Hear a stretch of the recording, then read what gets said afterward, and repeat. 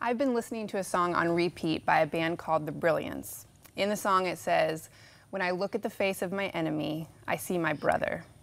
It then goes on to say, "Forgiveness is our garment of courage." Today I'm joined by two people who sat in a courtroom with a man many would call the enemy. This couple chose to put on a garment of courage and wrestle with the possibility of forgiving a man who had committed the most unthinkable crime. Please welcome Ed and Sylvie Teague. Hi. Hi. Thanks for being here. Our pleasure. Yeah, so many people followed your story, and it is the 10-year marker of Jenny, your daughter, being murdered. And you are now writing the story that just came out this year. Yes. And you are chronicling everything that happened around her missing, the court, and all the health issues that were going on in your family. I mean, you guys were just hit from all sides. So I know a lot of people that followed the story, they want to read it in detail in this book. But tell us what the process was like reliving that. I'm sure you helped Sylvie write the book. Yeah, what was that like? There was a lot of pain. Yeah. And you relived a lot of the moments over again. Yeah. But in a way it was cathartic. You know, it allows us to let it come out. I think I actually cried when I wasn't able to cry at the first time. Yeah, because the shock finally wore off. So it was a healing process. And one of the things that I appreciated in your book that you talked about forgiveness a ton. Yes. But not at the dismissal of just the disgust with what happened. And so how do you, as you process forgiveness, like what's that journey, and how do you humanize someone who did something so inhumane? Well, I think it's, when you read the book, you notice that we were going through a lot of different things all at the same time, a lot of health issues. So we were in a process of praying and changing the way we approach life anyway.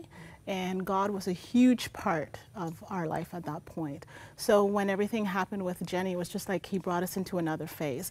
Did we learn anything through the process? Are we going to rely on him? Because we can't forgive of ourselves. It's only with God we can do that, right? Yeah. So it was our reliance on God, our faith, that really actually helped us come to that without having to struggle every day. Can we forgive? You know, what do we want happening to this person? I don't think we ever actually did that. Right away, he's like, I forgive you. My daughter would want me to do that, and God would want that as well. So. But you even talked about in here about how people who knew you before you had come to know Christ felt like this response from Ed. This is not the Ed we know. No, it was definitely a shock to them. No, I was not the same person that they knew. I had changed considerably. Yeah.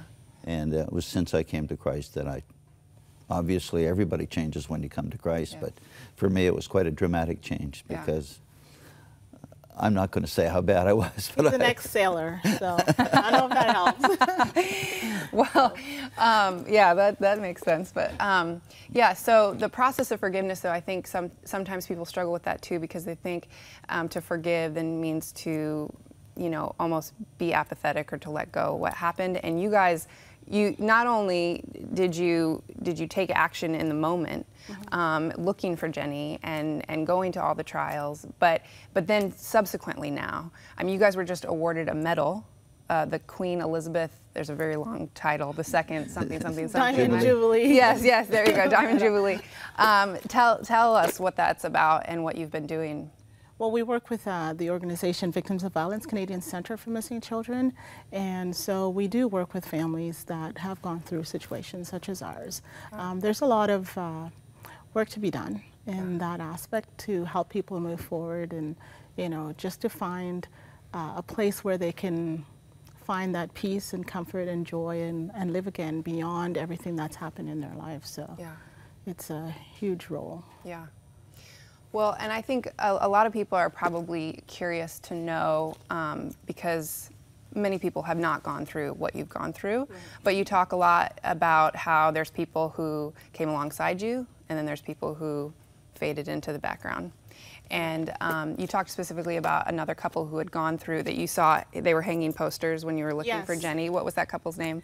Gary and Sharon Rosenfeld. Yeah. Gary has since passed away, but they're the founders for Victims of Violence Canadian Center. Who you work with now. Yes. Yeah. And yeah, it was really amazing that day when we saw the poster. I'm like, who's doing that? Yeah. You know, and it was just like God was already working on, like, helping us, bringing all people from all different sources, backgrounds. Yeah. You know, the search lasted 4 or 5 days, but she was missing for actually 10 days. Yes. It was the 10th day that her body was found. Yeah.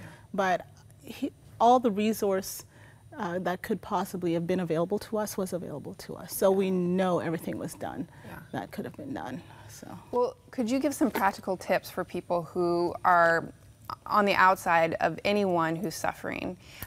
People oftentimes, they do clam up. They don't know what to do, so they do nothing. So what would be advice you'd give to our viewers who have people in their life who are suffering? I would stay away from the sympathy game. They don't want sympathy. They want empathy. They want a little understanding. Never say to them, I think you found closure. Yeah. For victims, there's no such thing as closure. Yeah, you talk about that. And I will be writing an article on that. It's called the fallacy of a word called closure. Yeah.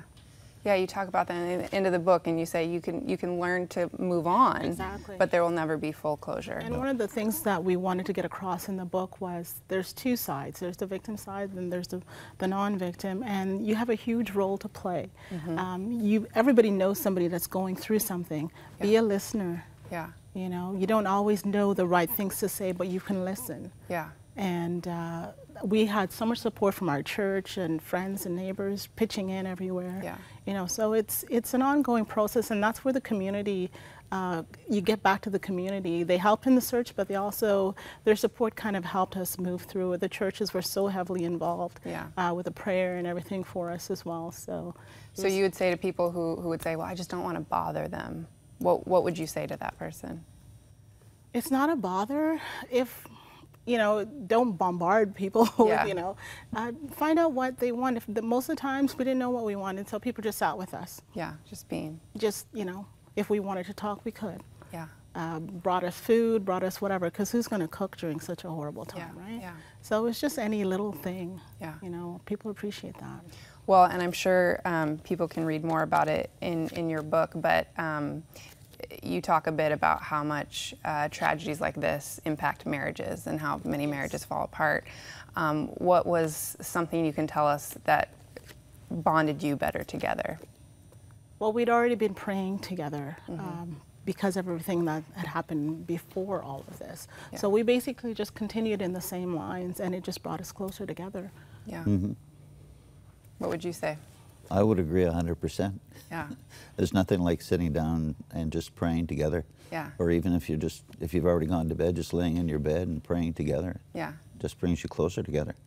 Yeah. Well, but you definitely talk about it wasn't, I mean, you weren't always on the same team. You talk about some of your arguments here, which is I appreciate that. I appreciate that you weren't just like, we prayed and everything was better. But if we weren't together, we wouldn't have gotten through that, though, right? Yeah. So there's going to be little things that happen, then you have to refocus, and it's like, is that really what the problem is, you know, and sort it out. Yeah.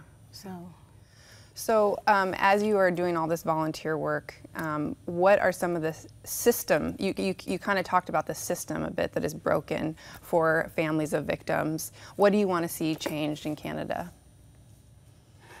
More victim support. I think we had it all, but again, I think that's God being on our side. Yeah. And a lot of other victims look at our case and like, you know, you guys had everything that we want. Yeah. You know, we had the police giving us information all the time. There's some cases where they don't have that communication with the police that are actually directly involved with the case. We had that. Compensation for expenses and stuff.